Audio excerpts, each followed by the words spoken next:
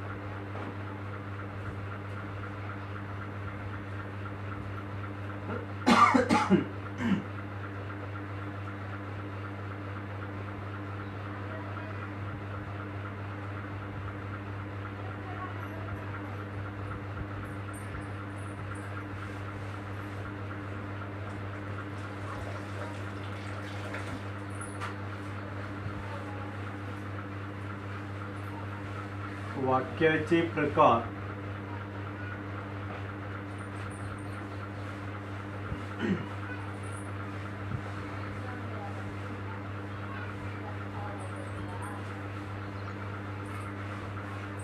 क्रियापदाच्या अर्थावरून पडणारे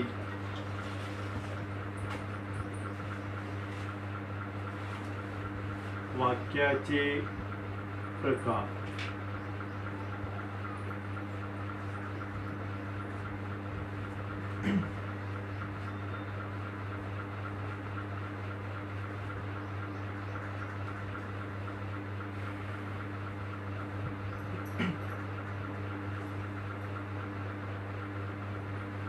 पहिला प्रकार आहे स्वार्थी वाक्य.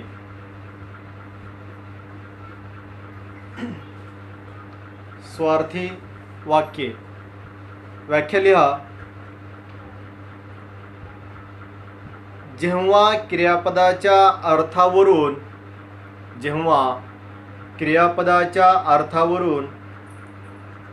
फक्त काळाचा बोध होतो, जेव्हा क्रियापदाच्या अर्थावरून फक्त काळाचा बोध होतो,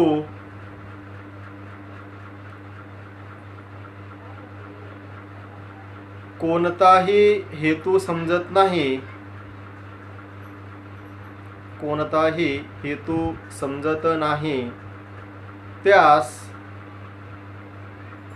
त्यास स्वार्थी वाक्य असे म्हणतात.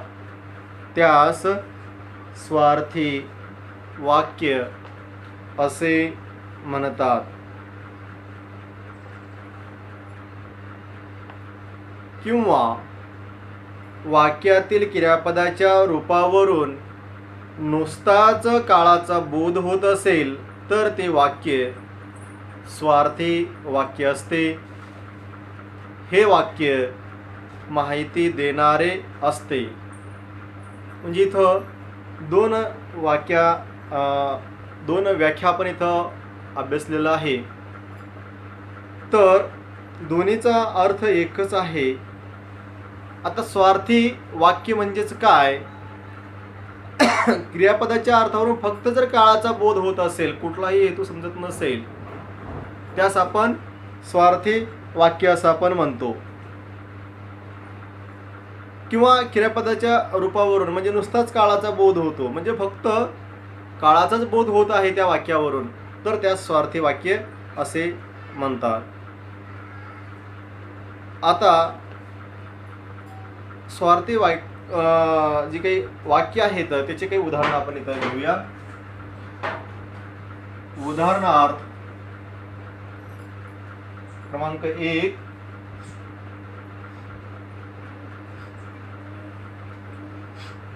गांधीजी प्रार्थना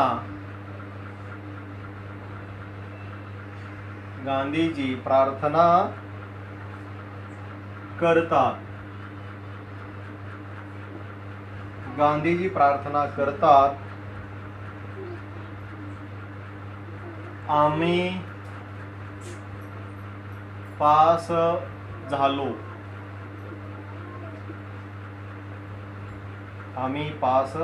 झालो. गायी पाण्यावर आल्या. आता हे वाक्य स्वार्थी वाक्य आहेत.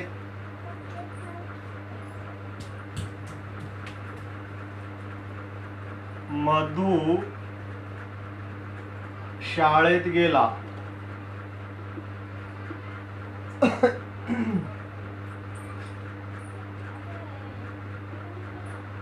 राधा नाचत असते.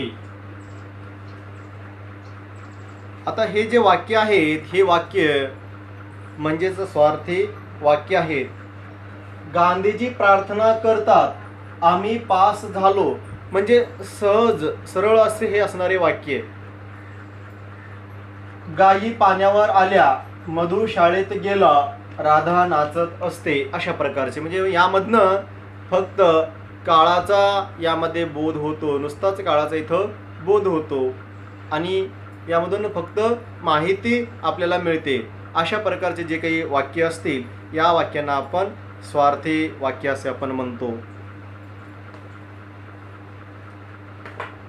यानंतरचा वाक्याचा जो काही प्रकार आहे तो दुसरा प्रकार क्रियापदाच्या अर्थावरून पडणारे जे काही प्रकार आहेत त्यामध्ये हा दुसरा प्रकारात हा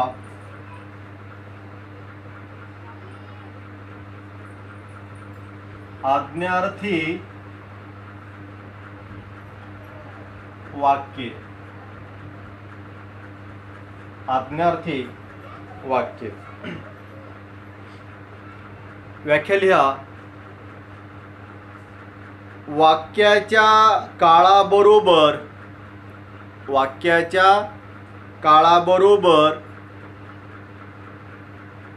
आज्ञा सल्ला.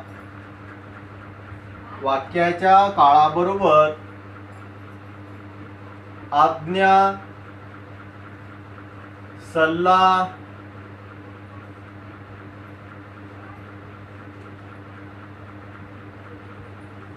विनंती उपदेश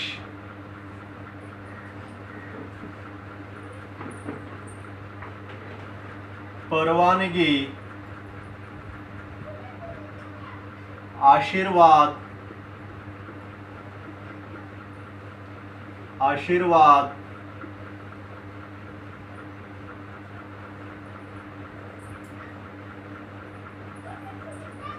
प्रार्थना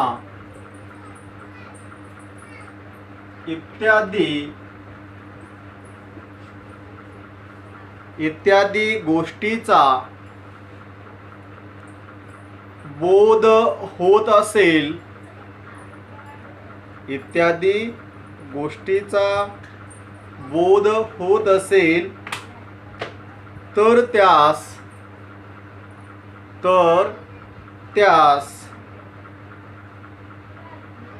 आज्ञार्थी वाक्य असे म्हणतात. तर त्यास आज्ञार्थी वाक्य असे म्हणतात. परत एकदा पहा. वाक्याच्या काळाबरोबर आज्ञा, सल्ला, विनंती, उपदेश, परवानगी, आशीर्वाद, प्रार्थना इत्यादी गोष्टींचा बोध होत असेल तर त्यास आज्ञार्थी वाक्य असे म्हणतात. बघा आता आज्ञार्थी वाक्य कशाला म्हणायचं आहे, तर वाक्याचा जो काही काळ आहे त्या काळाच्या बरोबरच त्यामध्ये आज्ञा केलेली आहे, विनंती केलेली आहे, सल्ला असेल किंवा उपदेश असेल किंवा परवानगी असेल, आशीर्वाद किंवा प्रार्थना ही जर त्या वाक्यामधून केलेली असेल किंवा तो अर्थ त्यामधून जर प्राप्त होत असेल, निघत असेल, तर त्यास आपण आज्ञार्थी वाक्य असे म्हणतो. आता आज्ञार्थी वाक्याचे काही उदाहरणं आपण इथं घेतल्यानंतर आपल्या लक्षात येईल. आता एखादी वेळेस आपण विद्यार्थ्याला आज्ञा देतो आपण किंवा लहान मुलाला आपण आज्ञा देतो. आज्ञा म्हणजेच का, आता आपल्यापेक्षा जर लहान असतील तर त्यास आपण आज्ञा देत असतो. आपल्यापेक्षा मोठी असणाऱ्यांना आपण विनंती करतो, तसेच आपण सल्लाही देतो, उपदेश करतो. मग हे जे सर्व वाक्य असतील या वाक्यांना आपण आज्ञार्थी वाक्य असं म्हणतो आपण. आता उदाहरण आपण काही पाहूया. उदाहरणार्थ क्रमांक 1चं उदाहरण,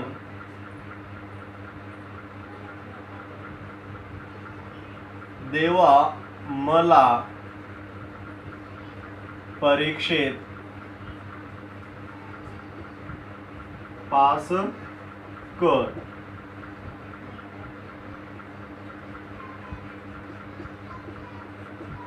बघा आता पहिलं जे वाक्य आहे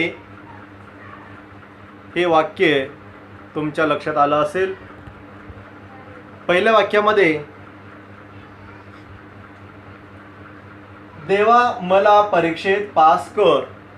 बऱ्याच वेळेस असं होतं, आपण अभ्यास केलेला असतो पण काही वेळेस मनामध्ये थोडीशी धाकधूक असते आणि आपण त्यावेळेस म्हणतो की देवा मला पास कर, म्हणून आपण असं देवापाशी किंवा देवाजवळ आपण प्रार्थना करतो.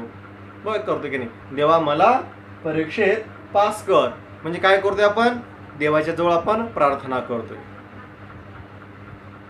किंवा देवा मला परीक्षेमध्ये पहिला क्रमांक येऊ दे, ही प्रार्थनाच आहे.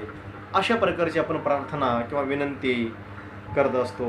म्हणजेच विनंती असेल, सल्ला असेल, तर हे सर्व आज्ञार्थी वाक्यामध्ये येत असतात.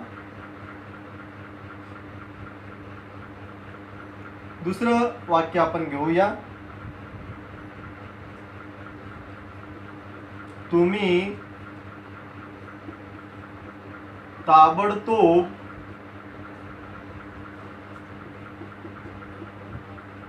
रांगेत उभे रहा. तुम्ही ताबडतोब रांगेत उभे राहा असं म्हणण्यात आलेलं आहे. आता या वाक्यामध्ये आज्ञा करण्यात आलेली आहे, तुम्ही ताबडतोब रांगेत उभे राहा. सकाळी आपण प्रार्थनेच्या वेळेस आपण विद्यार्थ्यांना रांगेत उभे राहण्यासाठी आपण सांगत असतो. मग त्यावेळेस विद्यार्थ्यांना आपण विनंती करत नाही आहे, तर तिथं आपण ऑर्डर देतो, आज्ञा देतो, तुम्ही लवकरात लवकर रांगेमध्ये उभे राहा असं आपण सांगत असतो, किंवा ताबडतोब रांगेमध्ये उभे राहा असं आपण म्हणतो.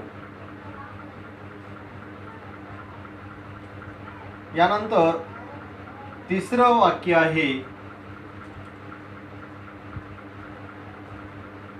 हे प्रकरण तू पोलिसाकडे ने. यामधून सल्ला दिलेला दिसून येतो. आपण एखाद्या वेळेस आपण आपल्या मित्राला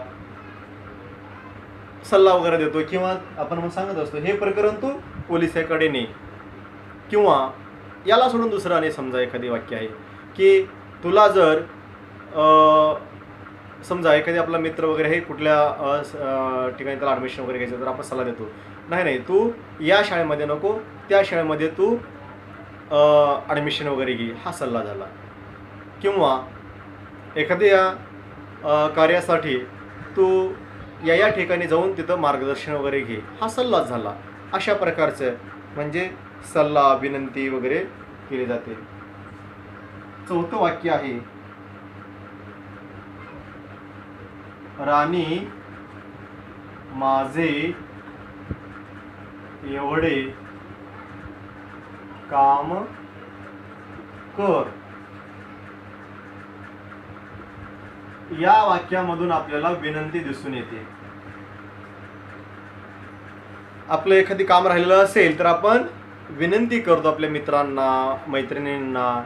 तशा प्रकारची इथं राणी माझे एवढे काम कर अशा प्रकारची इथं विनंती करण्यात आलेली आहे. म्हणजे या वाक्यामधून इथं आपल्याला विनंती केलेली आपल्याला दिसून येते. हे इथं आपल्याला लक्षात घेणं गरजेचं आहे. धन्यवाद.